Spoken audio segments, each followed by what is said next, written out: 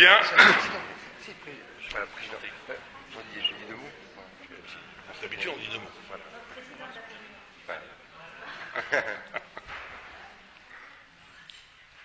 Je suis assez étonné, mais c'est assez rare qu'on fasse une conférence le dimanche après-midi. C'est pas la première fois. En tout cas, on voit que le public répond présent. Et quand on voit que la Kehila répond présent, c'est aussi surtout par rapport pour honorer un Rav qui vient à titre exceptionnel à Montpellier.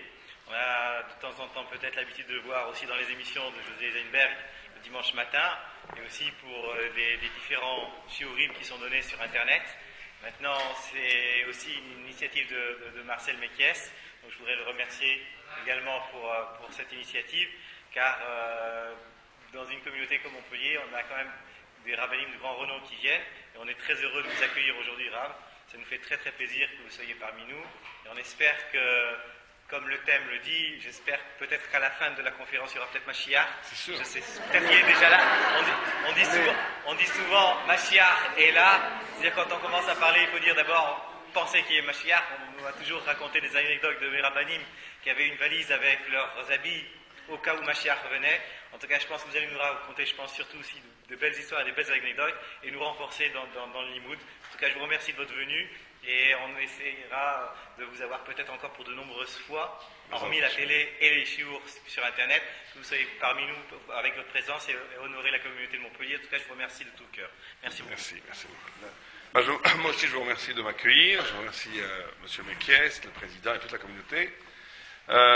Effectivement, le thème du Mashiach, c'est un thème qui est très présent dans la conscience juive, le messianisme étant un des piliers de la foi, si on peut appeler comme ça, de la Emouna juive, mais c'est pas très... On l'enseigne paradoxalement, il est très peu abordé en vérité dans les shiurim, et c'est quelque chose de très important de savoir qu'est-ce que la Torah attend de nous, quel est le sens métaphysique, spirituel, thoraïque de cette attente, et comment est-ce qu'on doit attendre le Mashiach, qu'est-ce qui nous est demandé. Et que représente cette attente? C'est plus ou moins les sujets, les thématiques qu'on va essayer d'aborder aujourd'hui, essayer de comprendre à partir des textes de nos sages. Alors effectivement, si le Mashiach est parmi nous, il a qu'à se dévoiler tout de suite, comme ça il nous expliquera lui-même ce qu'il en est, son esprit est sûrement là. Bien, en tous les cas, le Rambam, on commence par Maïmonide, qui est un des piliers de la Halacha, et c'est peut-être un des rares décisionnaires qui a statué sur la notion du Mashiach, puisque la plupart des dictionnaires statuent al-pi halacha d'après la loi sur des lois pratiques, mais très très peu sur la notion de conviction intime. Le Rambam a été l'un des premiers à répertorier des critères de croyance, ce qu'on appelle les choses Ikar et Mouna, les trois principes de la foi. C'était quelque chose d'assez étranger à la Torah, au judaïsme, dans la mesure où il y avait une évidence, les choses étaient évidentes, crues de façon évidente. Le Rambam, avec son esprit extraordinairement rationnel, profond, a voulu cataloguer les 13 principes de la foi. Ça lui était d'ailleurs assez reproché en lui disant pourquoi pas 13, peut-être 12, peut-être 11, peut-être 50. C'était une discussion qu'il y a eu au Moyen-Âge, mais en tous les cas, un des 13 principes, c'est l'obligation. L'obligation pour chaque juif et pour chaque juif, non seulement de croire à cette notion messianique, mais aussi de l'attendre. Et il dit, Afalpi shimitmanea, même s'il se fait attendre, imcholze chakelo, de toute façon je l'attends. Et le Raphaël de Brice nous dit une chose essentielle dans le commentaire de ce texte, il dit, il ne suffit pas de croire au Mashiach. Il ne suffit pas de croire que le Mashiach va venir un jour, ça ne suffit pas. Il faut espérer sa venue. Et il dit une chose très forte, Raphaël de Brice, qui dit quelqu'un qui croirait que le Mashiach va venir, c'est logique, le monde ne peut pas aller nulle part. Il a une fin, il a une finalité, il va vers sa propre finalité, qui est la finalité eschatologique messianique. Mais ça ne suffirait pas. Quelqu'un qui serait certain que le Mashiach viendrait, mais qui s'accommoderait de façon tout à fait bien avec la vie qu'il a, avec la société telle qu'elle est aujourd'hui, le monde tel qu'il est aujourd'hui, et qu'il ne désirait pas ardemment l'apparition du messianisme, du Messie, du Mashiach. Le Raphaël dit un mot très fort, il est considéré comme un koffer, ça veut dire un renégat. Et donc ici, le Maïmonide dit une chose très forte, il dit quelqu'un qui n'a pas cette capacité d'espérer le Mashiach, même si intellectuellement il sait que le Mashiach va venir, mais qui ne l'espère pas, Pour lui, c'est de l'abstrait. On m'a dit qu'il faut y croire, j'y crois, pourquoi pas. Mais ça n'a pas d'incidence dans mon émotion, dans mon attente. Et bien, cette personne-là, d'après le Maïmonide, il aurait une déficience de l'émouna, une déficience de foi, au point où on peut l'appeler la notion de renégat, de koffer, qui est un thème très très lourd, un terme très très lourd. Alors, il faut savoir avant tout que la première fois qu'apparaît cette notion de Mashiach, elle est déjà de façon allusive dès le Béréchit, dès le début, puisque le texte dit que la Shrina, la présence de Dieu, planait Tohu, Bohu, Rocher Alté Ateom, et à la Maïe, on dit que Tohu, c'est tous les exils que Am Israël va traverser, accompagné de Dieu, c'est-à-dire Babel, Perse, grec, Babel c'est Tohu. Tohu c'est l'étonnement parce que Babel représentait une civilisation de la beauté qui nous est absolument étrangère, la notion de quelque chose de somptueux. Les 7 jardins suspendus de Babel, c'était quelque chose d'incroyable. C'était l'humanité qui avait porté au plus haut la notion de beauté et de gloire, mais c'était un exil pour nous. C'est Tohu, c'est l'étonnement, une sorte d'étonnement.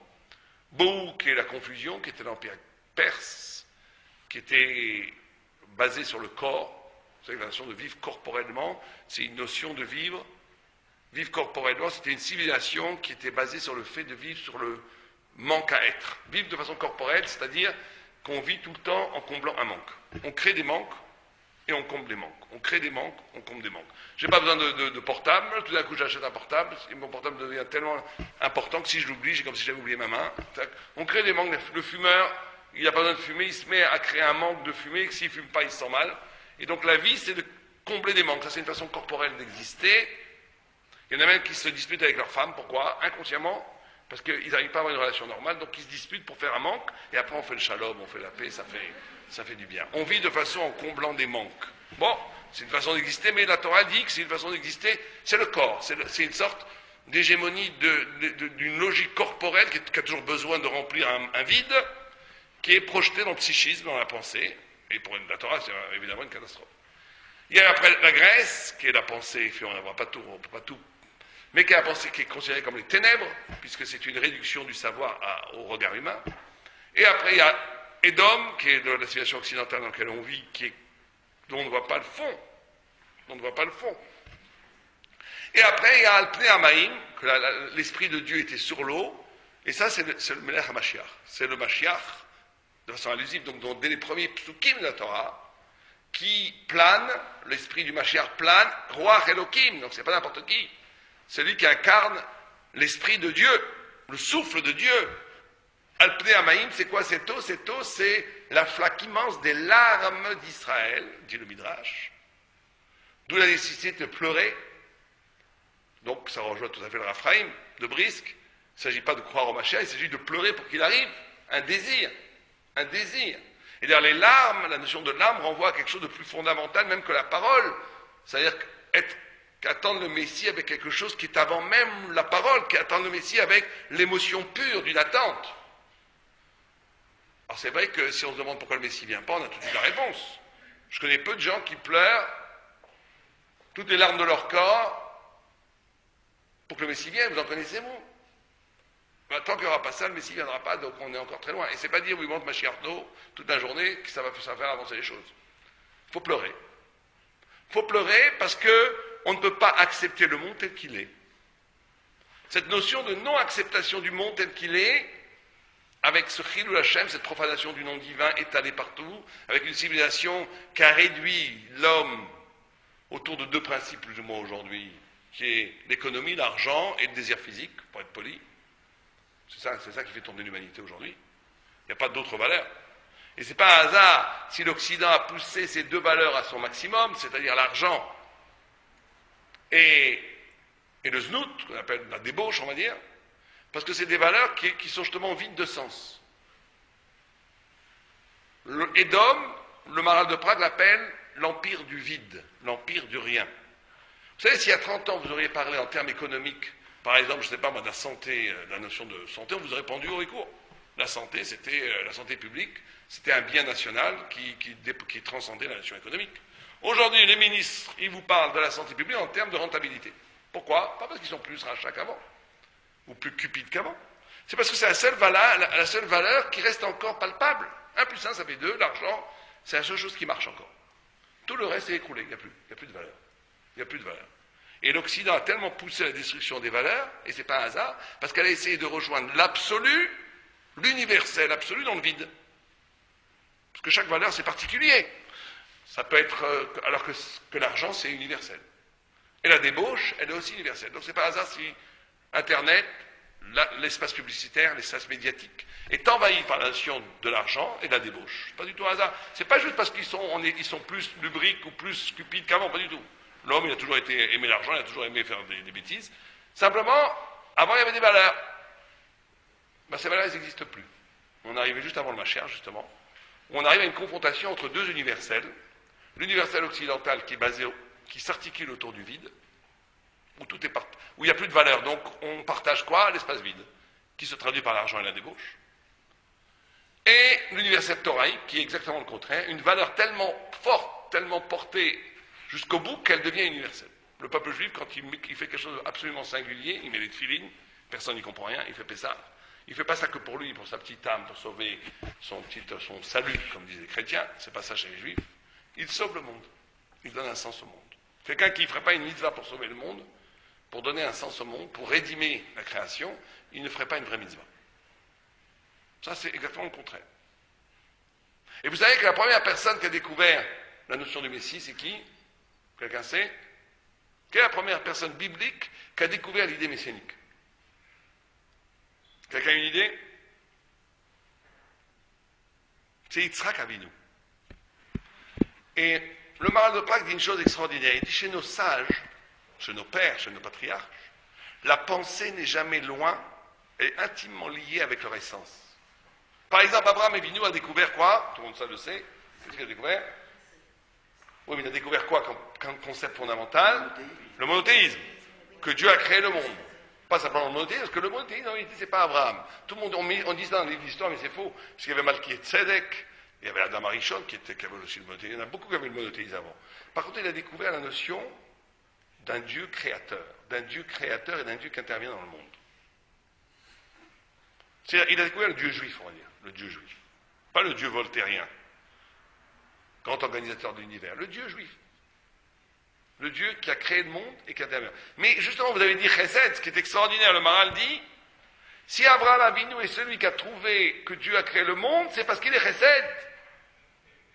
Quelqu'un qui est habité par l'amour et qui écoute son essence spécifique d'amour, il va falloir traduire ça en pensée. C'est ce que personne ne fait pratiquement. La plupart des gens pensent avec leur tête et vivent leur émotion avec leur cœur et aucun rapport entre les deux. Pour le judaïsme, c'est pas comme ça. Chacun d'entre nous possède une qualité émotionnelle qui lui est propre.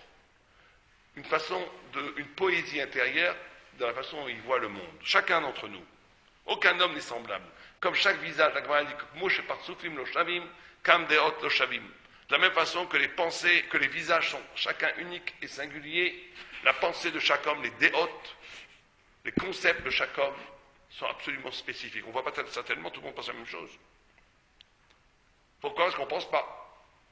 Penser, c'est la capacité de traduire une singularité poétique intérieure, un paysage intérieur, qui est propre à chacun, que chacun a, qu'on le voit ou qu'on ne le voit pas, ça, c'est un autre problème, mais chacun l'a, et traduire ça en concept, en idée qui doivent révolutionner le monde. Chacun d'entre nous, c'est un scoop, chacun d'entre nous ici, a une façon singulière d'être qui devrait être traduite par un système de pensée qui devrait éblouir le monde entier. Et d'ailleurs c'est ça, quand on dit il est génial, il est génie, le génie, il n'a rien fait du tout. Le génie, il n'a fait qu'une seule chose. Il s'est fait confiance à lui-même. Il a cru à sa beauté poétique, c'est tout ce que fait un génie. Quelqu'un qui a cru à un moment donné qu'il a quelque chose de singulier à dire, il va le dire, le monde entier va dire extraordinaire. C'est tout, c'est simple que ça. Mais tout le monde peut le faire. Et tout le monde doit le faire. C'est le pshat que chaque lettre de la Torah correspond à un individu. Le Gaon de Vilna, vous allez le voir, et vous voyez, vous êtes cette lettre. Quand vous étiez un peu plus petit, une demi-lettre. Encore plus petit, un quart de lettre. Encore très très petit, un dixième de lettre. Mais vous étiez quelque chose d'une lettre. Quelqu'un qui était très grand, il voyait, oh là, vous êtes un mot, là, il se levait. Très très très grand, un pasouk, il n'y en avait pratiquement jamais. Moshe Rabbeinu, pour vous donner une idée, c'était toute la Torah Kula. Tous les psukim. Mais on est tous une partie de l'être. C'est pour ça que vous savez que dans la Torah, il n'y a que 600 000 âmes, il n'y en a pas plus. Donc 13 millions de juifs, c'est très bien, mais on sait partager les âmes. On est tous des bouts d'âmes. C'est pour ça qu'il faut des minyanes, il faut prier ensemble. Il y a très peu de gens, il y en a qui sont encore des âmes totales. Mais c'est rare. Mais en tous les cas, Abraham Avinu découvre la notion que Dieu a créé le monde, parce qu'à la notion d'amour qui l'habite, cette notion de chesed spontané qui est son essence. Il ne peut pas voir quelqu'un souffrir sans souffrir. Il ne peut pas voir quelqu'un de joyeux sans avoir cette empathie d'être joyeux avec lui. Il ne peut pas voir quelqu'un qui a faim sans ne pas lui donner à manger. C'est impossible. Il est l'autre. Quand il vit comme ça, tout d'un coup, il se dit, mais attendez, cet amour, d'où il vient? Il est l'expression du monde lui-même. Donc le monde lui-même est la conséquence d'un acte cosmique d'amour extraordinaire qu'est la création du monde. Il découvre la création du monde à partir de la notion Chesed. Yitzhak, qui est la mida de Gvura, de rigueur, de djinn. Vous savez que le matin on prie, c'est la prière d'Avraham Avinu, on reçoit le monde, c'est Chesed, on reçoit. Mais à un moment donné, il va falloir rendre le monde. Ça c'est Mincha, pour ça que c'est mieux de prier Mincha comme vous faites un peu plus tard. Mincha, c'est rendre le monde. À un moment donné dans la vie, il faudra tout rendre. Tout rendre. Tout ce qu'on a reçu, il faudra dire qu'est-ce qu'on en a fait, rendre compte. Yitzhak est devant la profusion extraordinaire de l'amour d'Abraham, il ne peut rien recevoir, il dit c'est trop. Il veut tout rendre, il ne veut rien prendre. Il veut rendre. C'est le djinn, c'est la notion de loi, de rigueur. Notion que tout, et c'est la même chose, lui il porte ça en lui comme caractère. Il va traduire ça en concept, en idée. S'il faut rendre, le monde entier devra rendre compte aussi. Tout le monde entier, c'est pas possible que le monde soit efker, soit abandonné à lui-même. Le monde va vers une propre finalité pour rendre compte de ce qu'il est, ça c'est Mashiach. Et Yitzhak découvre la dimension de Mashiach. Donc ce sont les premiers qu'on découvre. Et cette notion de Mashiach, c'est de croire, regardez jusqu'à où ça va. C'est pas simplement de croire, comme on a dit, que le Mashiach il est là, mais c'est de comprendre profondément que le monde ne peut pas ne pas aller vers le Mashiach. Une fois, il y avait un hérétique qui a rencontré un rabbin, un très grand rabbin de la Gemara. Il a dit, vous êtes contre Dieu. Il dit, pourquoi? L'hérétique, il se fait un chutzpah, un insolent. Il voit le grand sage d'Israël, il lui dit, vous êtes contre Dieu. Il dit, pourquoi? Tu m'intéresses. Il dit, parce que vous dites que les morts vont revivre. Or, on voit que Dieu il a créé un monde où les vivants, ils meurent, et les morts, ils ne revivent pas. Et là, il a fait une sorte de calvé Homer. Qu'est-ce qu'il lui a dit? Il a dit, si déjà, du néant apparaît une existence qui existe déjà, c'est sûr qu'elle va revivre. Si déjà de rien arrive de l'être, l'être ne peut pas s'éteindre sans donner un super-être après. C'est quoi cette discussion? Rashi, là-bas, il dit une chose extraordinaire. Il dit qu'on a fait, ici il y a des gens intelligents bien entendu, même si c'est un hérétique, il dit de croire que Dieu va faire revivre les morts dans 1000 ans, tout le monde peut y croire, il n'y a pas de problème. Dieu fait ce qu'il veut. Cet hérétique, il croit en Dieu. Mais c'est pas ça la discussion. La discussion, est-ce que dans le monde lui-même, quand je vois le monde lui-même, est-ce que le monde est un monde où la vie amène la mort, ou un monde où la mort amène la vie? Quelqu'un reste enfermé dans le placard? C'est le Mashiach. C'est le Mashiach, peut-être. D'accord. Donc la discussion, elle est sur le monde lui-même. Pour ça qu'il lui fait un calvé Choma, il lui fait un raisonnement a fortiori. Il lui dit, regarde que le monde lui-même, tel qu'il est bâti, la logique elle-même du monde, doit impliquer que les gens vont revivre. Donc on voit qu'ici, une première dimension fondamentale, qui est que le Messie, ça ne suffit pas de croire qu'il va arriver. Il faut aussi, l'espérer émotionnellement, vivre cette attente.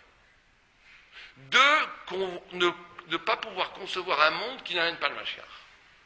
Ça serait absurde, trop absurde. Ça veut dire quoi? On va continuer ça comment? Des milliers d'années à manger, dormir, faire des enfants, eux-mêmes vont dormir, vont mourir, ça veut dire quoi? Ça veut dire quoi? On va faire des sociétés qui vont se battre entre eux, des guerres, de l'économie, on va produire la richesse pour de la richesse, on va faire des... Pourquoi? Tout ça va vers quoi? Vers quoi? Quel sens ça a?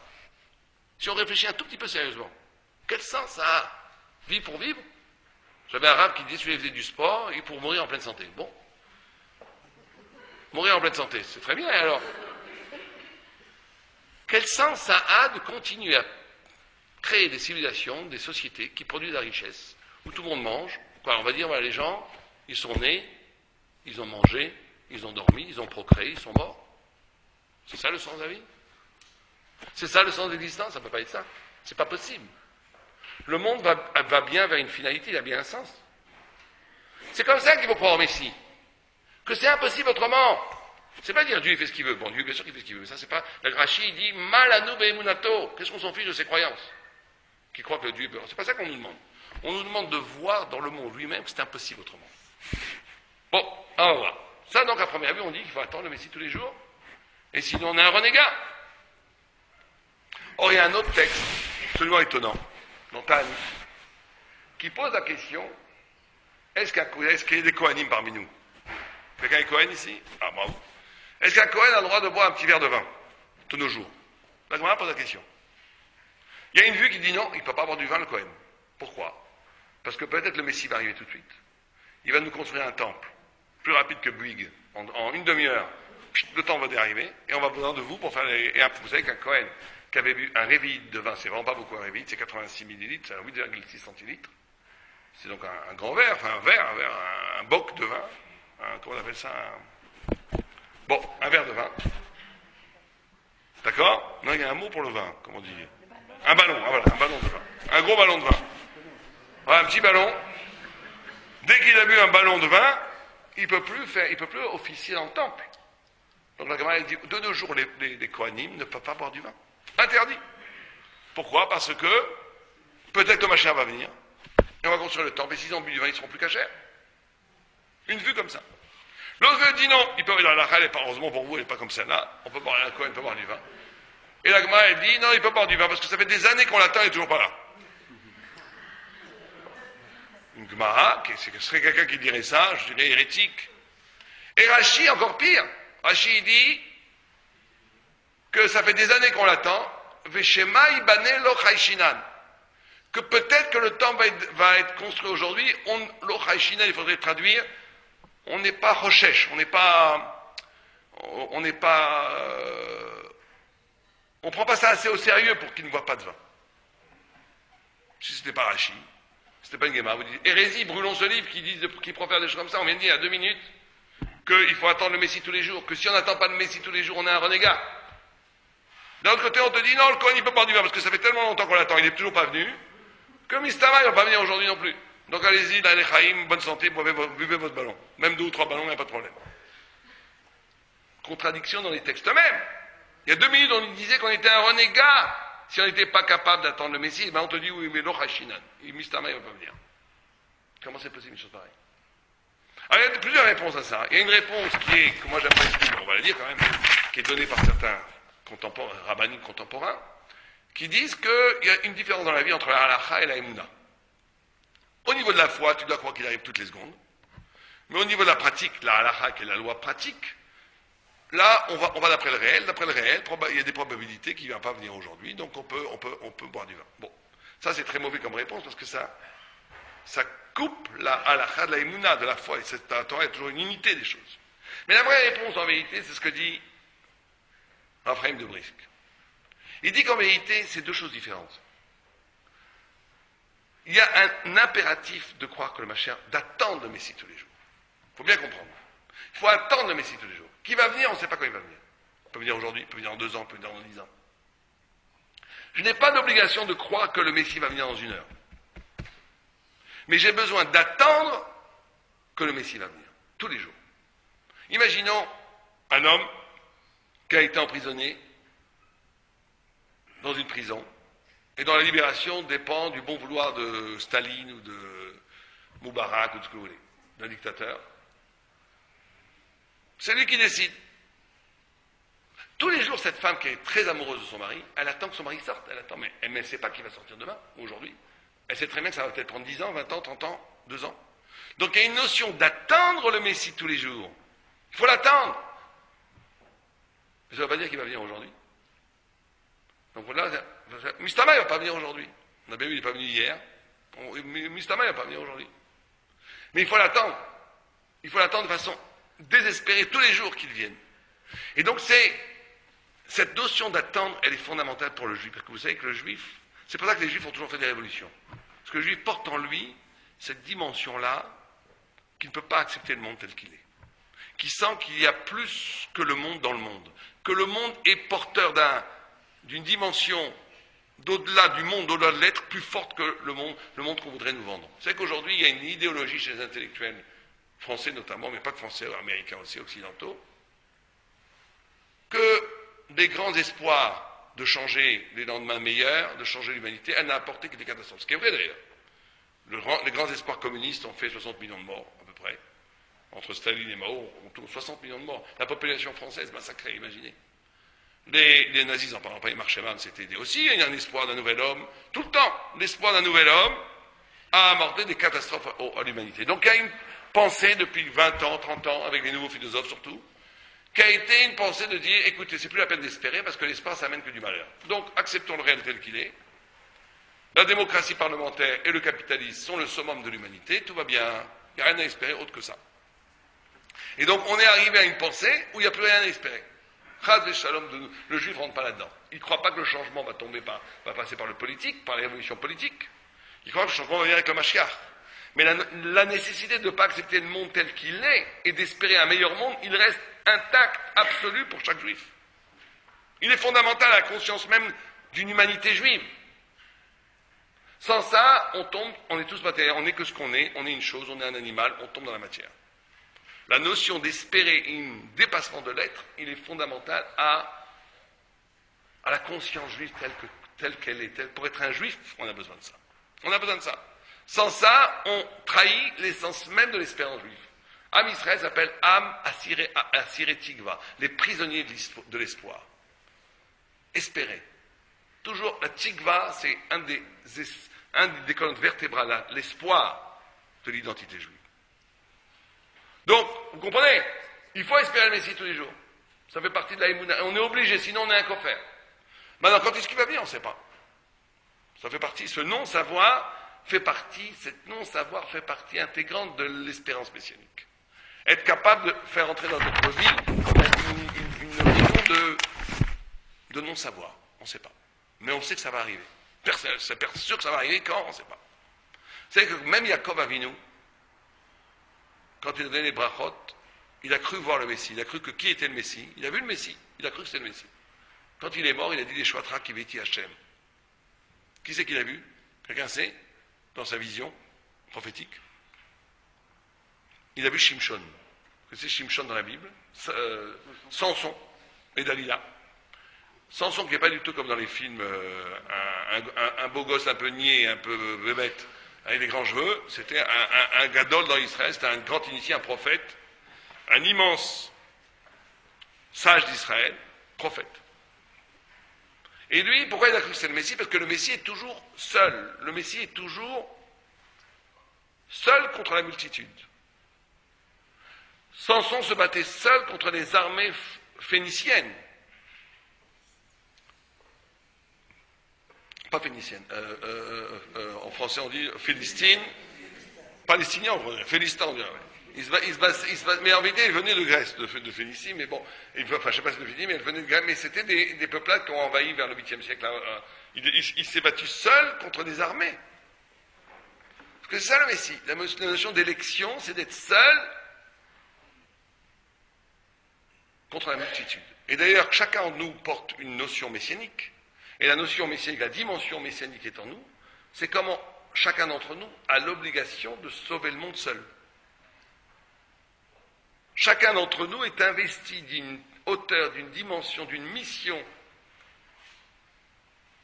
de croire qu'il sauve le monde. C'est ça faire les mitzvot. Vous savez que la Magmara, le Rambam dit qu'on doit toujours voir le monde moitié zakai, moitié chayav. Moitié coupable, moitié méritant.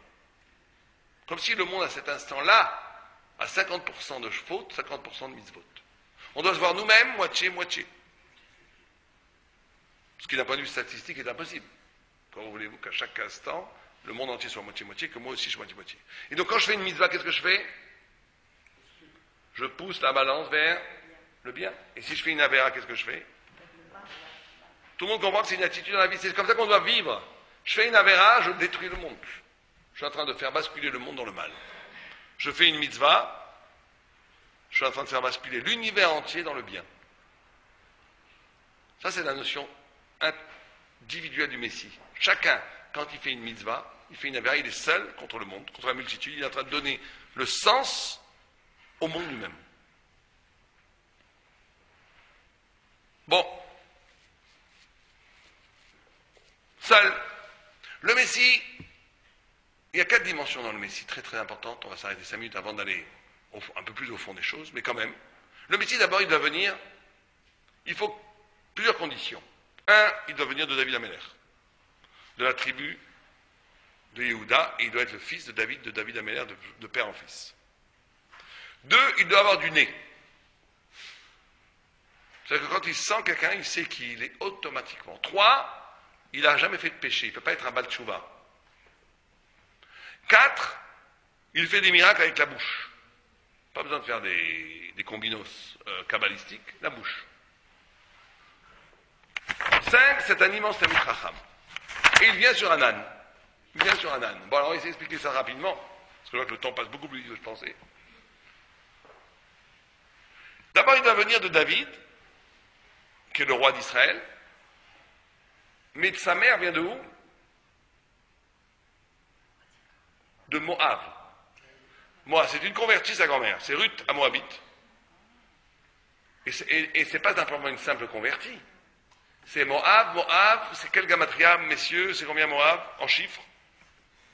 Même Aleph, Vav, Bet, ça fait, le Gaon de Vilna nous dit 49. 49 dit le Gaon, c'est 49 charrets Touma.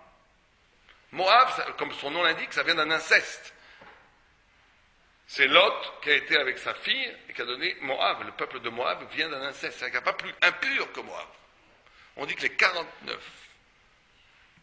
portes de l'impureté sont dans Moab. C'est-à-dire que vous mettez Berlin, New York, Paris, pas Montpellier qui est pur, mais Paris, Berlin et New York ensemble, c'est des rigolos par rapport à Moab. Prenez tous les endroits les plus mal famés de ces 3 villes, ensemble, ils ont peut-être 5 charrets Touma, c'est rien. Eux, ils en ont 49. Pourquoi le Messie doit venir d'un tel périgré? Pourquoi il doit avoir un yichus comme ça? Alors d'un côté, il doit venir de la plus haute des tribus, la plus noble des tribus, Yehuda, du père. Mais il doit venir d'une mère qui est... Pourquoi? Et le premier roi d'Israël, c'était qui? Je vais vous faire participer un peu. Le premier roi d'Israël, c'était qui? Shaoul, il venait... La Gemara dit, pourquoi il est tombé, Shaoul? La Gemara dit une phrase incroyable. Pourquoi Shaoul est tombé? Pourquoi il a perdu la royauté? Mishum de Enlo Dofi. Il n'avait aucune tâche. Il était parfait d'un point de vue de Yichus. Son ascendant était parfait. Il était d'une généalogie extraordinairement noble. Le roi d'Israël ne peut pas être comme ça. C'est le contraire de ce qu'on pourrait croire. Au contraire, on croit que le roi d'Israël, il doit être, au contraire, que de sang bleu. Non, il faut du sang bleu. Il faut Yehuda, mais il faut aussi une convertie qui vient d'un peuple qui est le pire des peuples. Parce que le Mashiach, c'est la première des qualités du Mashiach. C'est celui qui peut transformer le mal en bien, qui peut transformer le ténèbre en lumière, qui peut transformer la malédiction en exultation, qui peut transformer l'horreur en bonheur. Sinon, c'est pas le Mashiach. Et pour ça, il faut avoir ces 2 origines. Une origine de noblesse, parce que celui qui n'est que dans le mal, qui naît du fumier, on va dire, qui n'est que de la... Il peut pas transformer. Mais celui qui n'est que comme Shaoul, chez El Nodofi, le mal lui est étranger, la bassesse lui est étranger, il ne peut rien faire, il ne peut pas changer le monde. Le Mashiach est justement le croisement entre le plus noble et le plus bas, parce qu'il va falloir qu'il change le monde. Un exemple. Vous savez que il y a un midrash qui fait mal pour les Balei Moussa. On dit que la Moabite, on peut se marier avec une femme moabite, mais avec un homme, on peut accepter une conversion de moabite et on peut se marier avec elle. Mais par contre, un homme moabite, on ne l'accepte pas dans l'âme Israël. S'il se convertit, on ne l'accepte pas. Et la Gemara les commentateurs demandent la question, ils disent pourquoi? Non, la Gemara, elle demande la question, elle dit pourquoi? Parce qu'ils nous ont refusé de nous donner à manger. Quand on a traversé, ils n'ont pas voulu nous donner du pain et de l'eau. Donc on ne va pas les accepter. Mais les filles de Moabit, qu'est-ce qu'elles ont fait? Ce qu'a dit la Bible, la Torah, elles ont fait 10 fois pire. Elles sont rentrées, elles ont commis la débauche avec les fils d'Israël, et elles ont forcé les fils d'Israël à faire de la Vodazara. Elles leur disaient, c'était des très belles femmes, ou si tu veux faire une faute avec moi, tu dois te prosterner devant l'idole d'abord. Et après, elle faisait la faute, et 24 000 juifs ont été tués par Moshe Rabbeinu après ça, par les soldats d'Israël. Donc la question, c'est comment ça se fait que les femmes qui ont fait ça, elles peuvent se convertir. Et si tu es capable de donner un petit bout de pain et d'eau, nous on ne l'accepte pas. À première vue, le péché des femmes, il est plus grave que le péché des hommes. Ben, la réponse, elle est très simple. C'est que cette mida de znout, de débauche, de luxure qu'avaient les femmes, on peut le convertir, justement. On peut le transformer en Torah. Comment? David, quand il écrit les Tehillim, qu'est-ce qu'il dit? Il ne dit pas Ani mitpalel, je prie. Qu'est-ce qu'il dit? Ani tefila, je suis une prière vivante. Vous comprenez? Il y a une spiritualité où je fais des exercices spirituels, comme les zen, les bouddhistes. Je fais des exercices pour monter. Il y a une spiritualité juive, l'ultime spiritualité juive, où j'ai plus besoin de faire. Je suis, en étant moi-même, je suis en contact avec Dieu. Je n'ai pas besoin de faire des exercices extérieurs à moi-même pour être proche de Dieu. À un moment donné, quand Yaakov Avinu, il parle avec les anges qui montent et qui descendent, à un moment donné, le texte change. Il dit « Behalou bo ». On dit, sur où est-ce qu'il monte les anges? Sur lui-même. Il est devenu lui-même l'échelle entre lui et Dieu. David Amener était capable de traduire tout l'héritage de la sensualité de Moab. En quoi? Quand il priait, c'est pas qu'il priait. Il était une prière, un corps vibrant sensuellement, amoureusement tendu vers l'amour de Dieu. Comment traduire la libido, la pulsion en sainteté? Ça, c'est le Mashiach. Le Mashiach est celui qui peut traduire ce qui est donné pour pure agressivité. J'avais une fois, il n'y a pas longtemps, un petit colloque avec des psychanalystes. On est arrivé sur ce point-là de la discussion. C'est extraordinaire. Est-ce qu'il y a une coupure? Eux, ils sont d'accord, spiritualité. En vérité, très souvent, les psychanalystes utilisent le verbiage religieux, thoraïque d'ailleurs, très souvent, pour le réduire à une histoire complètement matérielle. Mais là où il y a un point complètement de rupture, c'est sur celui-là. Est-ce que l'agressivité, la libido, le désir, est-ce qu'il a un sens ou non? Pour les psychanalystes, si c'est un vrai psychanalyste, il n'y en a aucun. C'est le chaos. C'est quelque chose de purement agressif. Purement, pas agressif, mais purement, qui n'a pas ni lié au spirituel, ni à la transcendance, ni à rien du tout. C'est un pur inconscient, un volcan. Après, on peut toujours en faire ce qu'on veut, mais c'est là. Pour nous, c'est pas comme ça. Le désir à l'origine est déjà spirituel. Vous comprenez? Alors que l'homme qui n'a pas voulu du pain, alors pourquoi on ne les a convertis pas eux? Parce que la radinerie, on ne peut pas la traduire. On ne peut rien faire avec la radinerie. Qu'est-ce que nous allons faire? La libido, la sensualité, on peut la traduire en nitfila, mais quelqu'un qui est mesquin, qui ne donne pas à manger à celui qui a faim, comment vous voulez traduire ça en Torah? C'est intraduisible, c'est inconvertissable. On ne peut pas le traduire en rien. Celui qui n'est pas capable d'avoir un peu de générosité pour celui qui a faim, on n'en veut pas. Ah, c'est beaucoup moins grave que d'avoir fauté 24 000 juifs qui sont morts à cause des femmes. C'est vrai, c'est beaucoup moins grave. Quelqu'un qui ne vous donne pas du pain, vous avez faim, vous n'allez pas le tuer. C'est pas bien, mais c'est pas bon. Mais par contre, quelqu'un qui a causé la mort à 24 000 juifs, c'est très grave. Oui, c'est vrai que c'est plus grave, mais c'est convertissable. On peut le transformer en anit fila. Je suis une fila. Il faut les deux. Or, le Messie, la première qualité qu'il a, c'est ça. C'est ça la notion de malchut. Malchut, c'est même, lamed chaf, même c'est le moach, lamed c'est le lèvre, chaf c'est le kaved, c'est les trois dimensions dans l'homme, la pensée, l'émotion, l'énergie vitale du foie, melech. Et ces trois lettres qui sont l'une après l'autre dans l'alphabet israélien, elles sont l'une collées à l'autre. Elles vont vers le aleph, elles vont vers l'origine. Le melech, le roi Mashiach, c'est celui qui peut, à partir du sens, de l'idée, de l'âme, de la pensée, intégrer toutes les motivités et toute même l'énergie vitale et la relier à Dieu, à Aleph. C'est dans le mot lui-même, Melech. Même l'Ametraf qui vont à l'envers, c'est les lettres à l'envers, qui vont vers le Aleph, vers Dieu. C'est ça le Mashiach, celui qui est capable de faire ça. Il a du nez, ça veut dire qu'il voit quelqu'un, il voit exactement qui il est. Pourquoi on nous raconte ça? En quoi c'est lié au Mashiach d'avoir du nez? Vous voyez quelqu'un, vous sentez, en plus c'est le nez. Le nez c'est l'odorat. Il n'a pas dit, moi j'aurais dit il a de l'œil, il a un œil.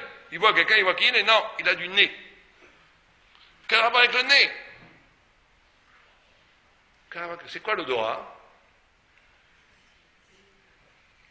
L'odorat c'est ce qui s'échappe qu'on ne contrôle pas. Chaque personne laisse passer des fluides, des ondes qu'on ne peut pas contrôler. L'odorat, vous ne contrôlez pas l'odorat, on ne contrôle pas son odeur, on contrôle ses paroles, mais on ne peut pas. Et donc ça, c'est le Mashiach, il peut rentrer dans les autres parce qu'il est justement, il est capable de capter ce que l'homme ne peut pas contrôler. Il a le verbe, il n'est pas bon, il n'est pas Balchouva. Pourquoi pas des Balchouva? Parce qu'il n'a jamais pactisé avec la faute. S'il doit dominer la faute, c'est qu'il est forcément quelqu'un qui n'est pas passif. Vous savez que la notion de faire une faute, c'est qu'on est passif. La royauté est active. Quand on fait une faute, c'est qu'on est devenu un objet. On s'est laissé entraîner. On est devenu un objet. On est devenu un objet d'un désir, on est devenu un objet de l'autre, on est devenu un objet, on a perdu son humanité. C'est ça la faute. Ce qui est très grave dans la faute, c'est pas tellement la faute. Au point où elle dit que tu manges une shrita ou pas, Dieu, qu'est-ce qu'il s'en fiche que tu coupes la gorge, dans la gorge ou dans le cou. Comme ça, la Gemara dit, c'est une Gemara qui dit ça. On dirait la parole d'un réformé. La Gemara dit, Mal Kadosh Baruch Hu, Betzava ou Beoref, que tu fasses la shrita du cou, ou bien qu'est-ce qu'on s'en fiche, c'est pareil. Non. Pour Dieu, c'est pareil. Au niveau de la chose elle-même, c'est pareil. Simplement, Dieu te dit, ne mange pas ça. Si tu te laisses aller, c'est-à-dire que quand tu ne manges pas, tu te connectes à une volonté divine qui est au-delà de l'être, plus grande que le monde. Quand tu te laisses entraîner pour manger cette côtelette qui n'est pas cachère, c'est que tu es devenu un esclave de la côtelette. Tu te laisses entraîner par le désir. Or, le Mashiach est Melech. Melech, il est actif, il n'est pas passif. Il maîtrise le monde, il n'est pas maîtrisé par le monde. Donc, il ne peut jamais avoir pactisé, il ne peut jamais s'être accommodé d'une chute. Donc, déjà, si on va à Mashiach, il faut qu'il n'ait jamais fauté. Quatrièmement, il fait les miracles avec sa bouche, pas avec des combinaisons kabbalistiques. Pourquoi? C'est très important. C'est la notion. Vous savez qu'il y a deux sortes d'êtres, même pour nous. Dans nous-mêmes, il y a sûrement les deux aussi. Il y a deux sortes de paroles.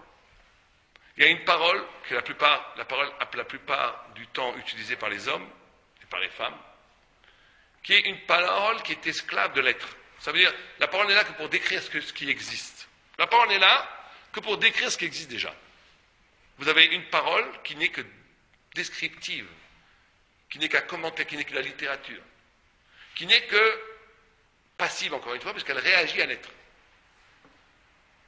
Il y a une parole, qui est la parole inspirée, la parole prophétique, la parole thoraïque, qui est une parole qui va à l'origine même de l'être, qui est plus forte que la chose. C'est pour ça que les tzadikim peuvent faire des miracles. C'est pas mystique à la limite.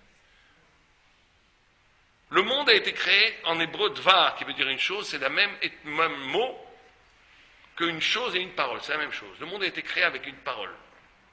Chaque chose est soutenue par des voyelles divines. Il y a une parole qui est servile, qui est là, qui est dictée par la matière. Et quand on est dans ce monde-là, ou quand je dis parole, c'est bien entendu la compréhension, les concepts, l'idéologie, la pensée. Si tout ça n'est que la lumière du silex, c'est une pensée qui vient profondément de la matière avant. Dans ce monde-là, il ne peut pas y avoir de miracle, par définition. Par définition. Puisque ce qui est avant tout, c'est la matière. La parole n'est là que comme commentaire, que comme réaction à la matière. Il ne peut pas y avoir de miracle. On n'est que dans un monde où toute la parole n'est qu'un écho, la matière brute. Mais il y a une autre parole plus originelle que la matière. La parole qui a créé le monde. Et qui est toujours présente. Le monde est recréé à chaque instant. Quand quelqu'un est capable de rentrer en communication avec cette parole, qui est la parole inspirée, la parole prophétique, la parole spirituelle, la parole qui va au cœur même de l'origine du pourquoi de la chose. L'illumination de la parole, inouïe, la parole est inouïe. La Gemara dit, la Torah dit qu'il afflie, qu'il afflie. En hébreu, ça veut dire péné. Péné, ça veut dire merveille. La Gemara s'extasie du fait même de la possibilité de la parole. Parler, c'est un miracle. Quand quelqu'un rentre dans communication avec cette parole-là, il peut changer le monde. Puisque la matière elle-même est tributaire de cette parole. Donc c'est pour ça qu'il fait des miracles. Le tzaddik, il utilise cette parole, il dit cet homme guérira. Pourquoi cet homme guérira? Parce qu'il va à la racine même de ce que c'est la santé et la maladie. Et il change les données. Et cet homme guérira. C'est sûr qu'il guérira. Simplement, il faut être capable de monter à ce niveau-là de la parole. Et le Mashiach, il ne tombe pas par des... Le Mashiach, c'est celui qui maîtrise la parole. La parole comme le souffle même de Dieu qu'il y a dans toute parole. Vous savez que c'est ça le grand crime du lachon hara, de la médisance. C'est pas tellement de dire du mal à l'autre. Vous remarquerez que la Torah, c'est exactement le contraire que ce que les gens pensent. Si je vous demande, est-ce que vous préférez qu'on pense du mal de vous, qu'on parle de mal de vous, on vous donne un coup de poing. Qu'est-ce que vous choisirez? Qu'on pense du mal de vous. La pensée qui est le plus abstraite, ça me touche le moins. Deuxièmement, parole, et sur coup de poing, j'en veux pas, c'est le plus... D'après la Torah, c'est exactement le contraire. Quelqu'un qui frappe son prochain, c'est très grave, mais c'est beaucoup moins grave que s'il parle mal de lui. Et quelqu'un, il y a des textes dans la Gemara qui sont aberrants. La Gemara dit même celui qui a tué une grand-mère à coup de hache, Dieu préserve, après 12 mois, il sort du Guéhinom, il sort de l'enfer. Alors que celui qui pense mal, celui qui ne croit pas vraiment à la Torah, qui croit que le monde n'a pas vraiment été créé, qui croit à quoi ça sert tout ça, chacun pense ce qu'il veut. Hein. Celui qui pense comme ça, la Gemara dit qu'il n'a pas de tikkun. Éternellement, après la mort, il ne rentrera jamais dans l'éternité. Ce qui paraît aberrant. Tout le monde ici comprend bien que si vous devez passer une soirée avec quelqu'un qui pense mal, mais qui est professeur sympathique à l'université ou professeur de philosophie, ou bien avec un gars qui a tué une grand-mère avec une hache, je préfère passer la soirée avec le professeur, même s'il pense mal. Quand même. Je n'ai pas envie de passer ma soirée avec quelqu'un qui a tué une grand-mère avec un coup de hache. Mais pour la Torah, le professeur, il vient pire que celui qui a tué une grand-mère avec un coup de hache. Mais pour nous, c'est le contraire. Nous, l'action... Parce que nous, on est physique. Dans le monde physique, on voit le physique. La parole, c'est plus abstrait, c'est moins grave. La pensée, c'est encore plus abstrait, c'est moins grave. Mais pour Dieu, c'est le contraire. Parce que la matière dans Dieu, ça n'a aucune valeur. La réalité, plus elle est abstraite, plus c'est vrai. Plus c'est abstrait, plus c'est réel, plus c'est proche de Dieu, plus c'est grave, plus c'est profané. Donc quelqu'un qui fait un péché avec la parole, c'est beaucoup plus grave que s'il a fait avec un acte. Et quelqu'un qui fait un péché avec la pensée, c'est beaucoup plus grave que s'il le faisait avec la parole. Parce que c'est beaucoup plus spirituel. Et donc, la grande faute de la médisance, c'est justement que chaque parole, dans le souffle même de la parole humaine, il y a un souffle de Dieu qui s'exprime. Parce que l'âme de l'homme a été créée avec le souffle de Dieu. Et quand je parle, c'est ce souffle de Dieu lui-même qui apparaît au monde. Et quand je mets dans ce souffle-là des paroles de médisance, je profane le nom de Dieu. Et donc le Messie, celui qui est capable, au cœur même de sa parole, de reconnaître la parole de Dieu créatrice, qui apparaît dans chaque parole humaine en vérité, simplement qui est détruite, camouflée, détruite, banalisée, par toute la parole extérieure qui devient la parole, qui colonise la parole de chacun d'entre nous. Mais le Mashiach, ou même les grands tzadikim, ils sont capables de rentrer en communication avec cette parole en nous-mêmes, qui est la parole de Dieu, et donc faire des miracles avec la parole. Et le Mashiach fera des miracles à partir de ça. Bon. Donc, il y a une Gemara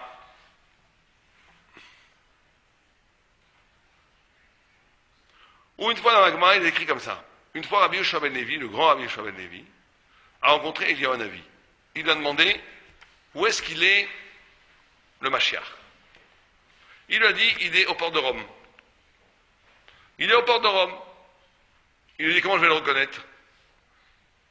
Rome étant une grande c'est une grande ville, une métropole immense, comment voulez-vous que je reconnaisse le Mashiach? Il dit, non, il est assis parmi les pauvres. Le marchand pose la question, pourquoi les pauvres?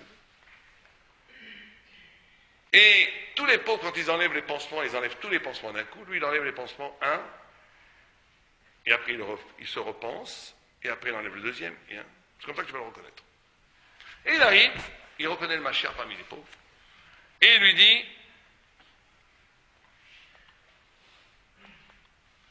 dit, Shalom Alecha, Mori ve Rabbi ve Mori. Bon, Shalom, mon maître, mon Rabbi et mon maître. Je cherche la Gemara.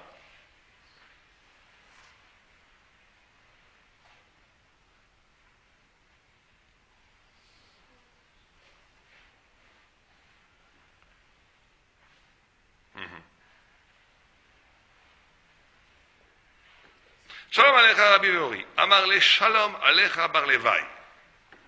Il lui a répondu le Messie, Shalom Alecha, fils de Lévi. Amarle Lehemat Itima. Quand est-ce que va venir le maître? En entendant, quand est-ce que tu arrives? Amarle Ayom. Il dit aujourd'hui. Et ça, il était à peu près 1800 ans, hein, 1900 ans. Il y a un petit retard. Attends, des mois plus tard, il a rencontré Eliyahu Amarli, Ma Amarlecha. Eliyahu était juste intéressé par un point de détail. Comment est-ce qu'il t'a appelé? Amarle Shalom Alecha Bar Levi. Il m'a appelé Bar Levi, fils de Lévi. Amarle, oh, c'est très bon pour toi. Iftar Lecha Velavucha Le Alma Dati. Puisqu'il a nommé le nom de ton père, ça veut dire que tu es un fils, tu es quelqu'un qui aura le monde futur. Lui, il s'en fiche complètement. Imaginez, on vous annonce, Eliyahu Hanavi, vous avez le monde futur, vous faites tout de suite une Séouda. Lui, ça ne l'intéresse pas du tout. Il dit, Amarle Shakur et Kame Shaker. Il m'a menti, le Messie. C'est un baratineur. Quoi? De Amarli Ayom maintenant, mais il m'a dit qu'il viendrait aujourd'hui, il n'est pas venu. On se fiche de nous. Eliyahu lui a répondu, Amarle Achi Amarlecha. Il t'a dit comme ça. Ayom im bekolo tishmeu. Il viendra aujourd'hui si vous écoutez sa voix. Si vous faites chouva. Bon, drôle de texte. D'abord, et Rashi ici, il dit, pourquoi au port de Rome? Rashi dit, au port de Rome. Qu'est-ce que dit Rashi?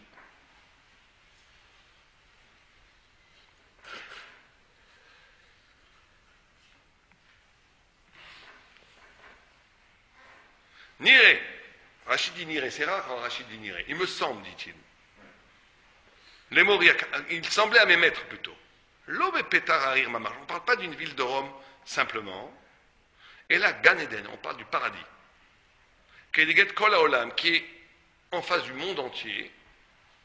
Mais Kamarle de Behotot Tzad Gan Eden. Et dans un des côtés du paradis, il y a une petite porte qui donne sur Rome.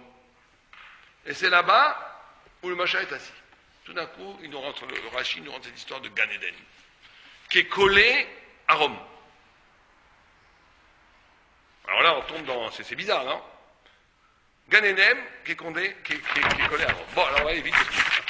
Ça va durer encore 3 heures. Non. À ce rythme, là, on va être obligé d'aller un peu plus vite. Vous savez que encore une fois, dans le Bereshit, il y a énormément d'allusions au Messie. La dernière paracha de Bereshit, c'est Vayechi. Vayechi, c'est une paracha qui est Stouma. Stouma des Stouma. Vous savez que vous avez 2 sortes de parachas, 3 sortes. Vous avez des fois des parachotes qui sont Ptucha, ça veut dire qu'elles ne sont pas fermées. Donc, le dernier passouk finit au milieu de la ligne, on commence la paracha, l'autre paracha dans la ligne, à la ligne, comme on dit point à la ligne. Bon, pas de problème. Ça s'appelle une paracha ouverte. Il y a une paracha qui est stouma, fermée, où entre la fin de la paracha et la dernière, c'est sur la même ligne. Mais il faut qu'il y ait l'espace de 9 lettres entre les deux. D'accord?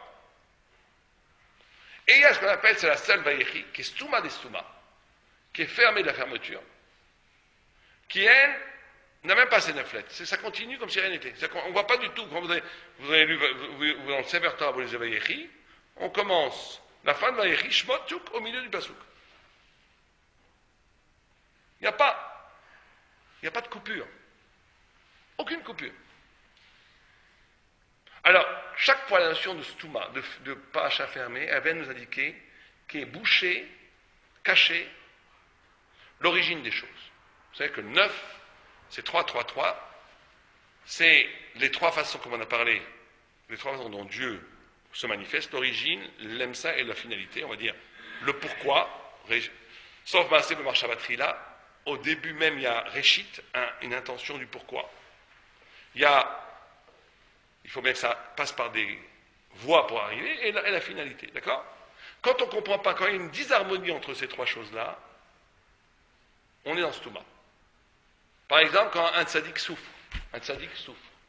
et un rachat, et un tzaddik, un juste souffre, et un méchant est dans l'opulence. On sait très bien qu'au bout du compte, il y a un but à tout ça, c'est que peut-être le tzaddik a fait une faute, on lui enlève ses péchés ici, le rachat a fait une petite zaka, on lui donne tous ses récompenses ici.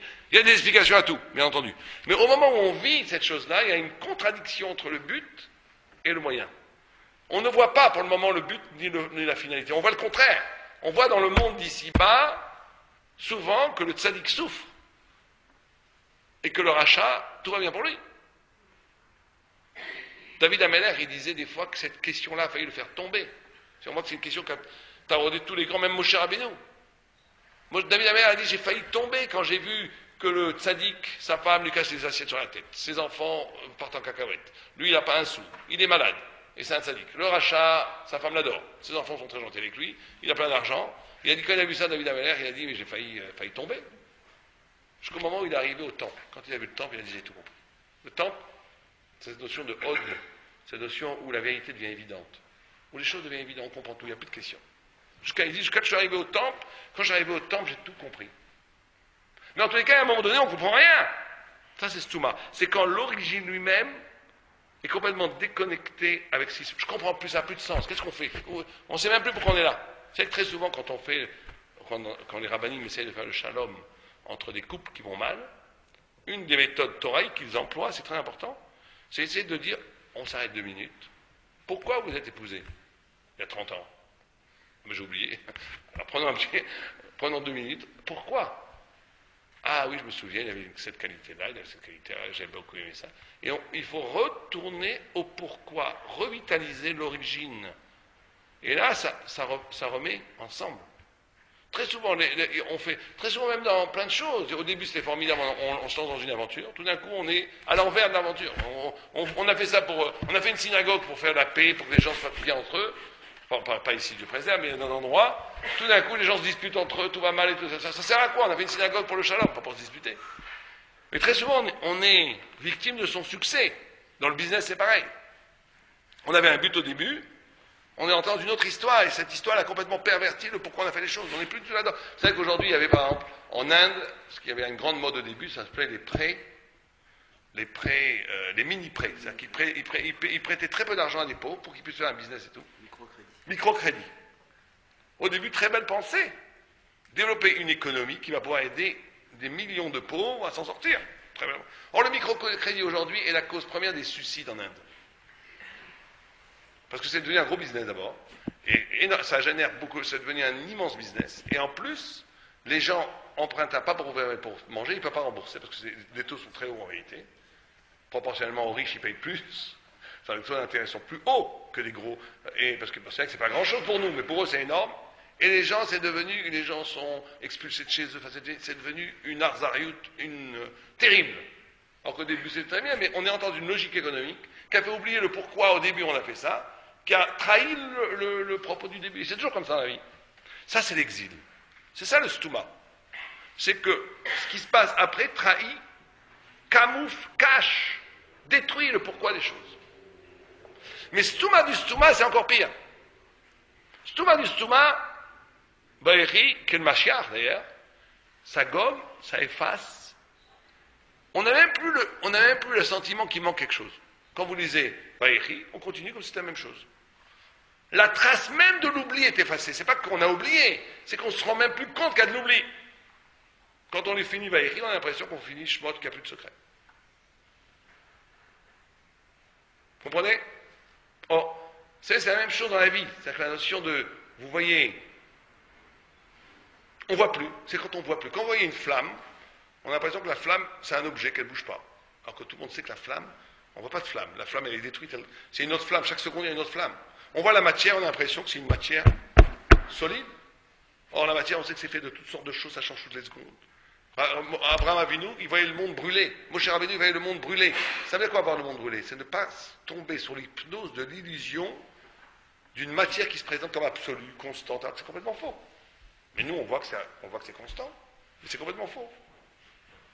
Abraham Avinu, Roé Abira Doleket, il voyait le monde brûler. Le monde brûlé, ça veut dire qu'il voyait que le monde allait vers quelque chose d'autre que lui-même.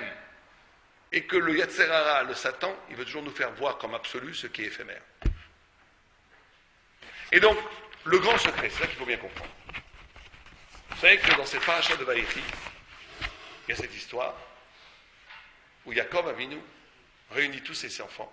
On dit qu'elle est fermée pour 2 raisons. Un, parce que l'esclavage a commencé et leur cœur et leurs yeux se sont fermés, dit Rachid. Tout le monde comprend que leurs yeux et leur cœur, c'est par rapport aux 2 notions dont on a parlé au début du cours. Croire au Messie et l'espérance messianique. Les 2 se sont effrités. Ils n'y croyaient plus vraiment. et l'espérance est abîmée. Mais deux, dit Rashi, une deuxième raison, c'est que Yaakov Avinu a convoqué tous ses fils, ses 12 fils, et leur dit, je vais vous révéler le Keitz. Le Keitz, c'est la fin des temps. Or, Yaakov Avinu a une tradition que si on est tout à Israël ensemble, si aujourd'hui on est tous ensemble dans le Ahava, dans le Shalom et dans l'amour, si tout à Israël faisait ensemble 2 Shabbats, et même sans 2 Shabbats, si tout à Israël était ensemble, sans marloquette, sans discussion, le Messie vient tout de suite. Tout de suite. Puisque l'unité de Ham Israël engendre l'unité de l'univers qui est le Messie.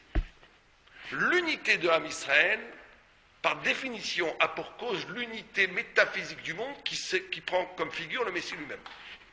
Impossible que Ham Israël soit ensemble sans qu'il n'y ait pas le Messie qui vient. Au point où les antisémites nous disent c'est toujours à cause de nous. Mais ils ont raison. Ils ont raison. Ham Israël, quand il fait une faute, quand Ham Israël détruit toutes les causes de l'histoire, toutes les traumatismes, les catastrophes c'est en dernier instant, c'est nous qui n'avons pas fait le tikkun. Bon, eux, ils le font de façon négative, méchante, mais profondément, on est responsable du monde. Ham Israël est celui qui va déterminer ce que le monde va être. Si Ham Israël était vraiment ensemble, tous ensemble, le Messie vient tout de suite. Donc, Yaakov Avinu, il réunit toute sa famille, on va être ensemble. Et si on est vraiment ensemble, qu'est-ce qui va se passer? Qu'est-ce qui va se passer? Le Messie va apparaître. Yaakov, très content, sur son lit de mort, on va faire apparaître le Messie. On est tous ensemble, tout d'un coup, qu'est-ce qui se passe? Rien. Nistalek à Shrina. La Shrina, il est remonté en haut. Il n'a plus de Shrina. Il n'a plus la présence divine. Rien. Donc il dit, oh là là, on n'est pas ensemble. On n'est pas ensemble. Si on était ensemble, on sait très bien que le Messie apparaît. Donc on n'est pas ensemble. Donc un d'entre vous croit à la Vodazara. Accusation grave de Yaakov à un de ses fils d'Israël. Il regarde Rouven, il regarde Lévi, il regarde Yehuda, il regarde Issachar. Un d'entre vous croit à la Vodazara. C'est pas possible sinon. Les fils d'Israël, les 12 fils disent ensemble, répondent à Yaakov qui s'appelle Israël. Shema Israël, écoute Israël. Hashem Elokeinu Hashem Echad. À ce moment-là, ils disent le Shema. Notre Dieu est un. À ce moment-là, Yaakov dit Baruch Shem Kevod Malchuto L'Olam Haed. En quoi ça répond à la question? Il y avait 2 minutes, il y avait une question, Yaakov. Si on est ensemble, le Messie vient. Or, il n'est pas venu le Messie. Donc, il a trouvé une réponse. Il y a un d'entre vous qui fait la Vodazara. Il a dit non, on est tous avec toi. On est un avec Dieu. Donc, il aurait dû dire pourquoi le Messie n'est pas là? Qu'est-ce qu'il dit? Baruch Shem Kevod Malchuto L'Olam Haed. Quel rapport? Bon.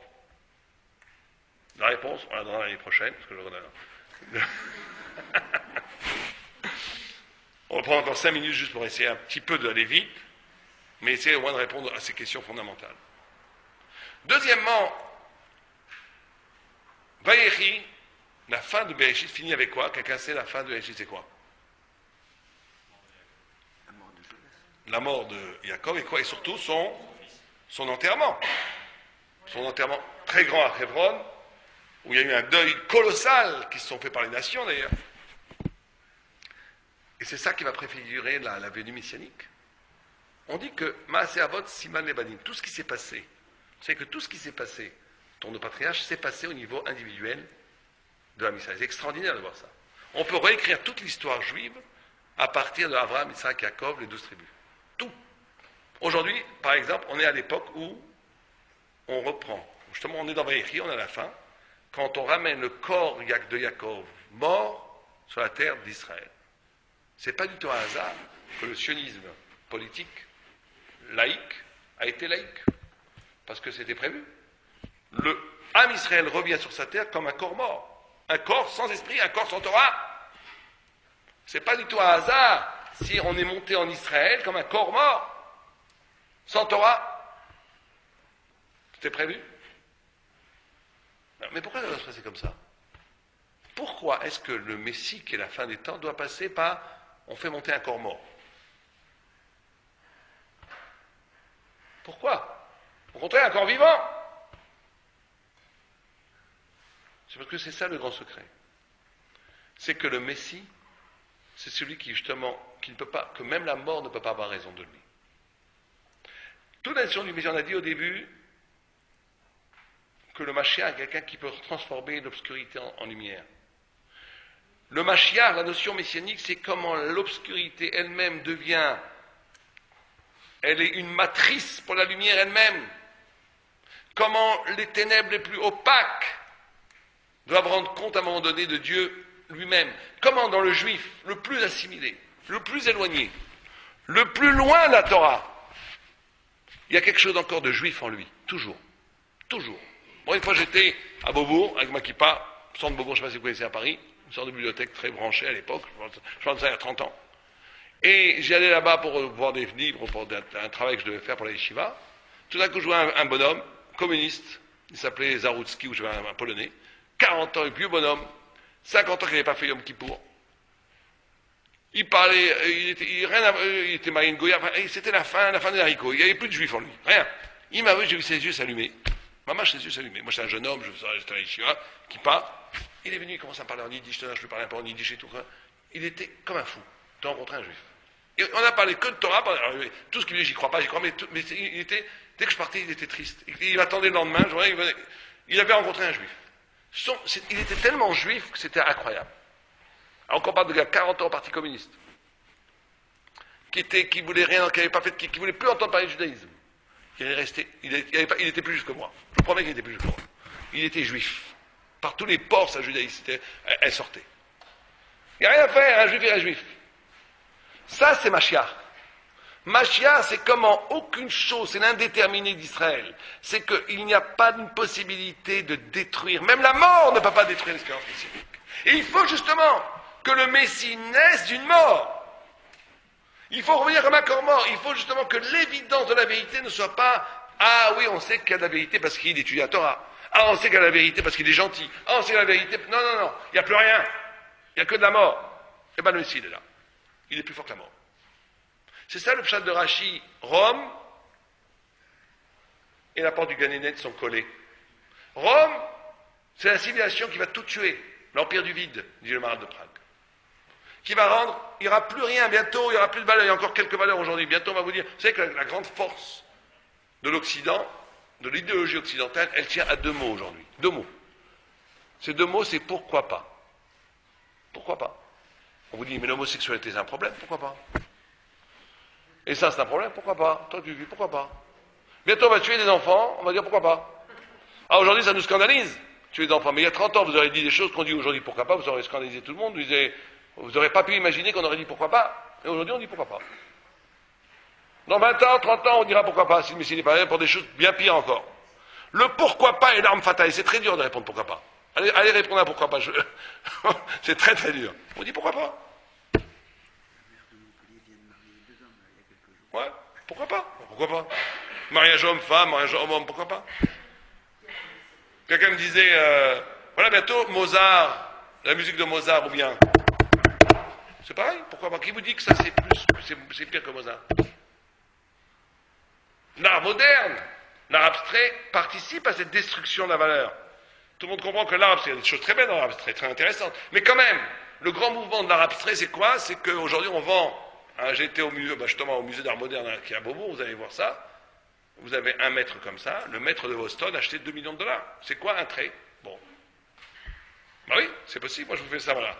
Il suffit de trouver un bon titre. Voilà, je vais appeler ça l'éclair bleu dans l'être infini. Voilà.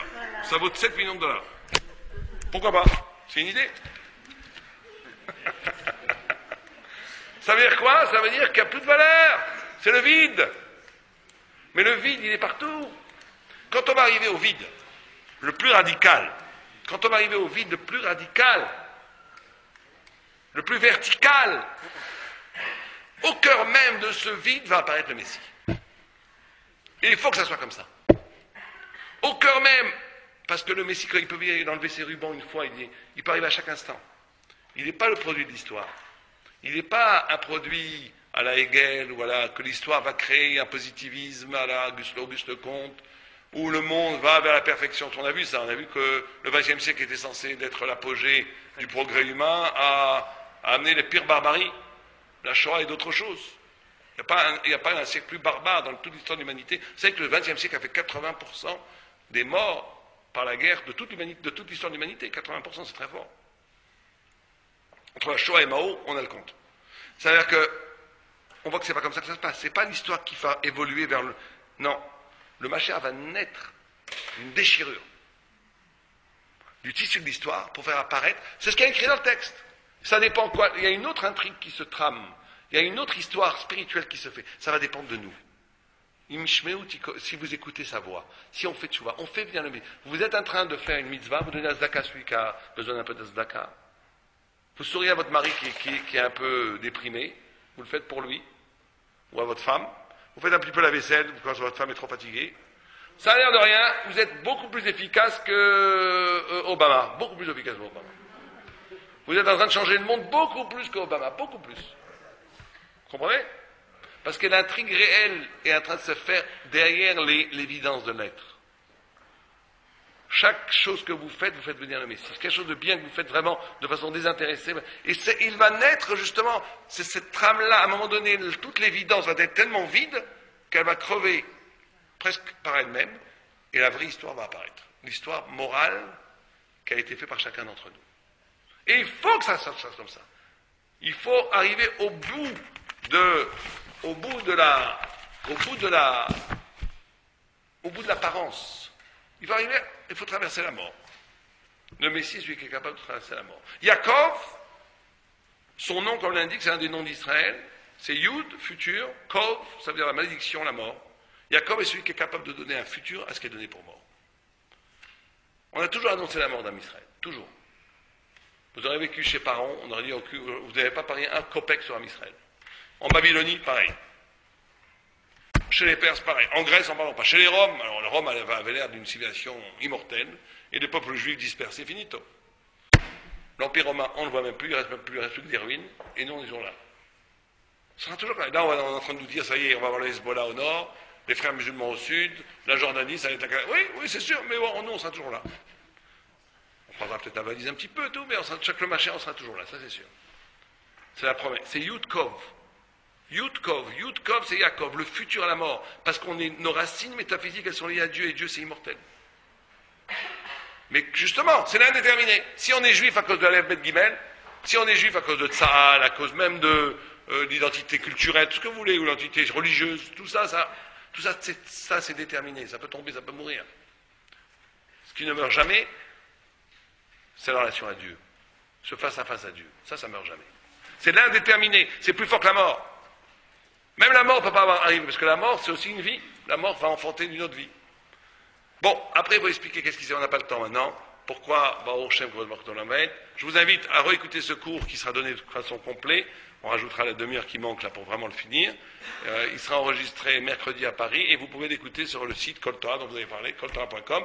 Vous zappez, vous arrivez à la dernière demi-heure, quand vous aurez la dernière demi-heure qu'on a parlé. Kol Tov et bonne nuit.